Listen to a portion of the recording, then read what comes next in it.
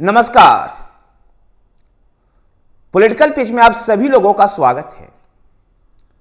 Bharatiya Janata party लंबे विचार विमर्श के बाद हिंदी पट्टी के 3 राज्यों में जहां वो चुनावी सफलता अर्जित की है, उन तीनों राज्यों मध्य प्रदेश, राजस्थान और छत्तीसगढ़ के लिए पर्यवेक्षकों की नियुक्ति कर दी है। अब यह पर्यवेक्षक राज्य में जाकर के विधायक दल की बैठक बुलाएंगे और उस बैठक में तय होगा इन राज्यों का अगला मुख्यमंत्री कौन होगा। भारतीय जनता पार्टी के राष्ट्रीय अध्यक्ष जेपी नड्डा ने इन 3 राज्यों के लिए पर्यवेक्षकों का नाम की घोषणा की। इन नामों को भी पूरी तरह से राज्यों की राजनीति और केंद्र की राजनीति को समेटने का प्रयास किया गया है। जहां देखते हैं राजस्थान में मुख्यमंत्री का चयन सबसे बड़ा प्रश्न बना हुआ है, क्योंकि चुनाव परिणाम आने के बाद जहां वसुंधरा राजे कई विधायकों से मिली और विधायक से फोन पर भी बात हुई। खबर यहां तक भी फैली कि वसुंधरा राजे के बेटे दुष्यंत सिंह कुछ विधायकों को एक रिजॉर्ट में भी रखे हुए हैं। कह सकते कि शक्ति प्रदर्शन का कोशिश वसुंधरा राजे ने किया। ऐसे में राजस्थान की राजनीति को संभालने के लिए वसुंधरा राजे के लिए स्पेशलिस्ट माने जाने वाले, वसुंधरा राजे को टैकल करने में महारत रखने वाले राजनाथ सिंह को राजस्थान भेजा जा रहा है। बड़े कद्दावर नेता हैं भारतीय जनता पार्टी के राजनाथ सिंह। 2 बार पार्टी के अध्यक्ष रह चुके हैं। नरेंद्र मोदी के पहले रिज्यूम में गृह मंत्री थे और इस समय रक्षा मंत्री हैं। राजपूत समाज से आते हैं।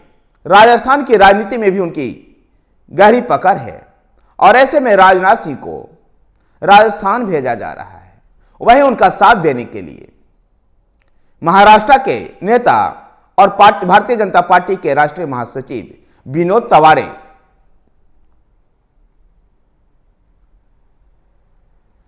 तवारे को भी भेजा जा रहा है।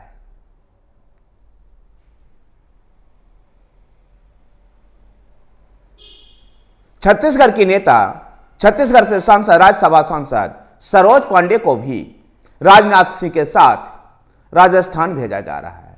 तो वहीं मध्य प्रदेश में हरियाणा के मुख्यमंत्री मनोहर लाल खट्टर को भेजा जा रहा है।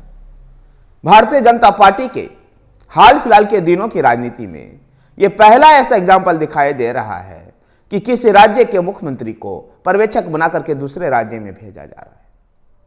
हरियाणा के मुख्यमंत्री मनोहर लाल खट्टर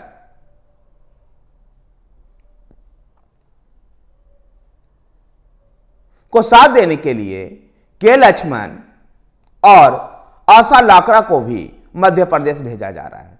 के लक्ष्मण भारतीय जनता पार्टी के पार्लियामेंट्री बोर्ड के सदस्य हैं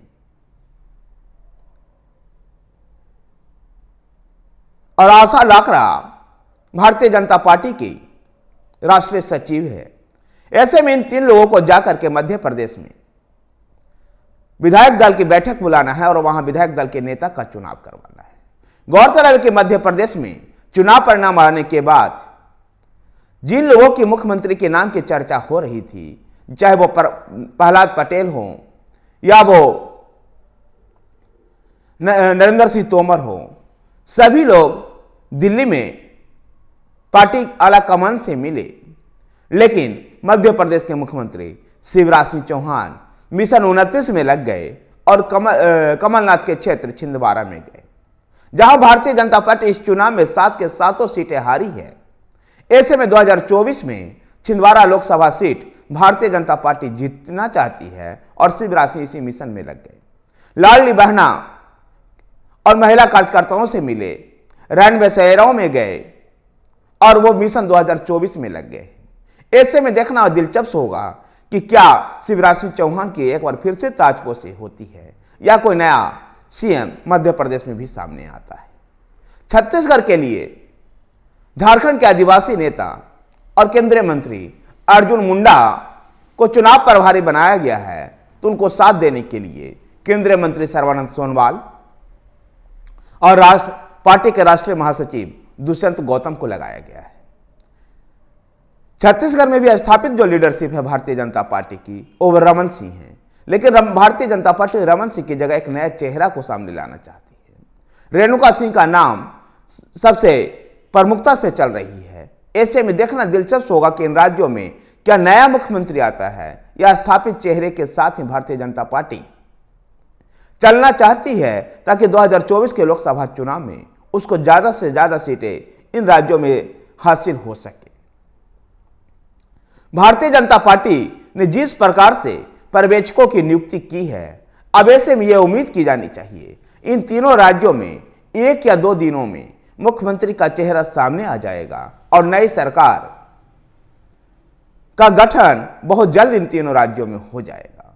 धन्यवाद साथियों। अगर आपको वीडियो पसंद आए तो वीडियो को लाइक कीजिए, शेयर कीजिए। हमारे साथ बने रहने के लिए हमारे चैनल पॉलिटिकल पिच को सब्सक्राइब कीजिए। धन्यवाद।